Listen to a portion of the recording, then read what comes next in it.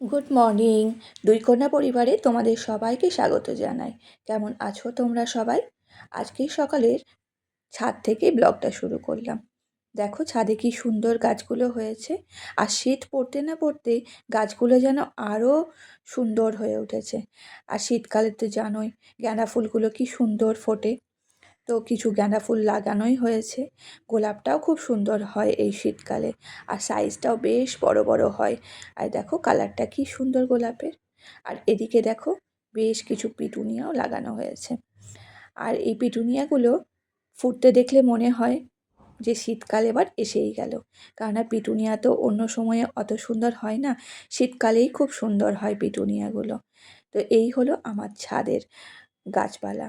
একটু তাকাও আমাদিকে, তাকাও আমাদিকে, তাকাও।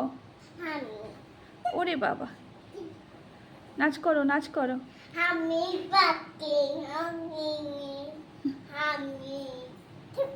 এটা কি হচ্ছে? আমি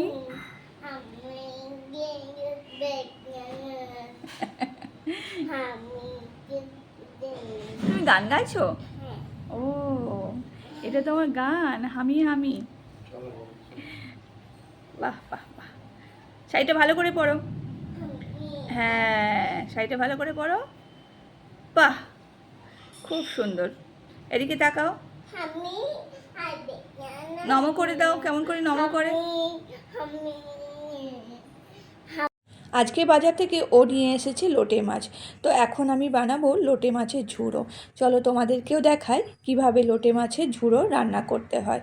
তো প্রথমে কড়াইয়ে তেল দিয়ে তার মধ্যে আমি দিয়ে দিলাম গোটা জিরে। সেটা একটু ভাজা ভাজা হওয়ার পর আমি দিয়ে দিলাম শুকনো লঙ্কা। আমাদের ঘরে একটু শুকনো লঙ্কা, গুঁড়ো লঙ্কা একটু কমই চলে, তো সেই জন্য অল্পই শুকনো লঙ্কা দিলাম। এটা ভালোভাবে গরম হয়ে যাওয়ার পর আমি দিয়ে দিলাম পেঁয়াজ। পেঁয়াজ কুচি দিয়ে দেওয়ার পর পেঁয়াজটাকে আমি এরকমভাবে কেটেছি। কেউ চাইলে লম্বা লম্বাও কাটা যায়। তো আমি এরকমভাবে পেঁয়াজগুলোকে কেটে দিয়ে দিয়েছি কড়াই। এরপর ভালো করে নাড়াচাড়া করে নিলাম। এই রান্নাটাতে একটু বেশি পরিমাণে পেঁয়াজটা লাগে। তো পেঁয়াজটাতে ভালোভাবে নাড়াচাড়া করে আমি এবার একটু দিয়ে দেব এর মধ্যে নুন। নুনটা তাড়াতাড়ি যদি দিয়ে দেওয়া যায়, লবণটা তাড়াতাড়ি দিয়ে দিলে পেঁয়াজটা নরম হয়ে যায় আর তাড়াতাড়ি এটা সেদ্ধও হয়ে যায়। তো নুনটা দিয়ে দেওয়ার পর ভালো করে নাড়াচাড়া করে নিলাম। এরপর আমি কড়াইতে দিয়ে দেব টমেটো কুচি। একটা গোটা টমেটো কুচি আমি এর মধ্যে দিয়েছি। তো টমেটোটাকেও ভালো করে নাড়াচাড়া করে নিচ্ছি। আর এবার আমি একটা করে নিয়েছি পেস্ট, সেটা হলো আদা রসুন টমেটোর পেস্ট। তো এখানেও আমি একটু টমেটো দিয়েছি, এটাতে একটু পেঁয়াজ টমেটোটা বেশিই লাগে। আর সাথে দিয়ে দিলাম কয়েকটা কাঁচা লঙ্কা। এবার এটাকেও ভালো করে নাড়াচাড়া করে নিচ্ছি। এই রান্নাটায় কিন্তু জল লাগে না, টমেটো থেকে যে জলটা বেরোবে সেই জলেই পেঁয়াজটা টমেটোটা সেদ্ধ হয়ে যাবে। তো এটা ভালো করে নাড়াচাড়া করার পর আমি এর মধ্যে দিয়ে দেব একটু জিরে গুঁড়ো, আর তার সাথে দিয়ে দেব একটু ধনে গুঁড়ো। এরপর আবার একবার ভালো করে নাড়াচাড়া করে নিতে হবে। এই রান্নাটা একটু কষিয়ে কষিয়ে করলে খেতে টেস্টি লাগে। দেখেছো কীরকম তেলটা ছেড়ে আসছে? এরপরে আমি কি করব বলো তো? কাঁচা লোটে মাছগুলো ভালো করে ধুয়ে কড়াইয়ে দিয়ে দেব। এটা ভাজার দরকার নেই, এটা কাঁচাই কড়াইয়ে দিয়ে দিতে হয়।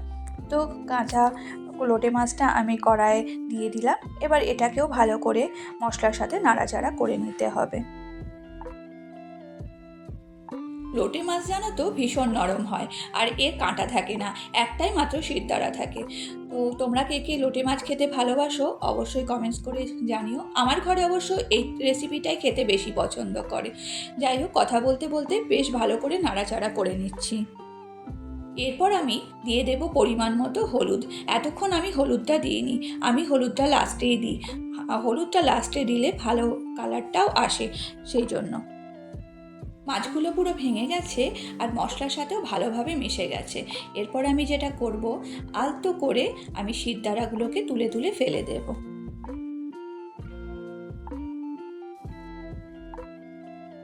এরপর আমি কড়াইতে দিয়ে দেব কুচিয়ে রাখা ধনেপাতা। আরেকবার ভালো করে নাড়াচাড়া করে নিলাম।